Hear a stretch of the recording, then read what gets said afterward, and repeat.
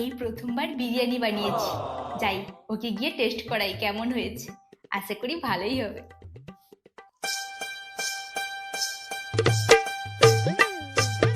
ওই আজ প্রথমবার নিজের হাতে বিরিয়ানি বানালাম, খেয়ে দেখো কেমন হয়েছে।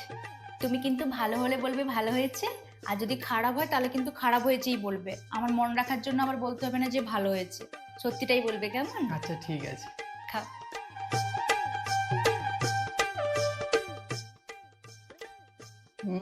লবণ হয়ে গেছে, চালটাও ঠিকঠাক সেদ্ধ হয়নি, কাঁচা কাঁচা লাগছে, আলুটাও সেদ্ধ হয়নি,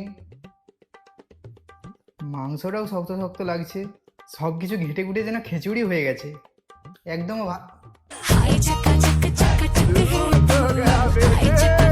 ও রান্না ভালো হয়নি তাই না?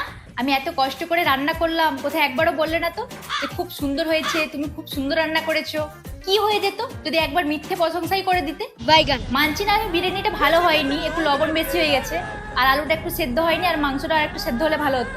কিন্তু ডিমটা তো ঠিক ছিল, কোথায় একবারও বললে না তো যে ডিমটা একদম পারফেক্ট কুক হয়েছে, ডিমটা একদম সফট আছে। প্রশংসা করতে হলে না যেভাবে হোক করা যায়। থাকো তোমার ওই বিরিয়ানি নিয়ে, আর কে ভালো করে রান্না করে খাওয়ায় সেই তোমাকে খাওয়াক। চললাম আমি বাপের বাড়ি। আরে নয় রে নয় সোজা, মেয়েদের মন নয় রে নয় সোজা।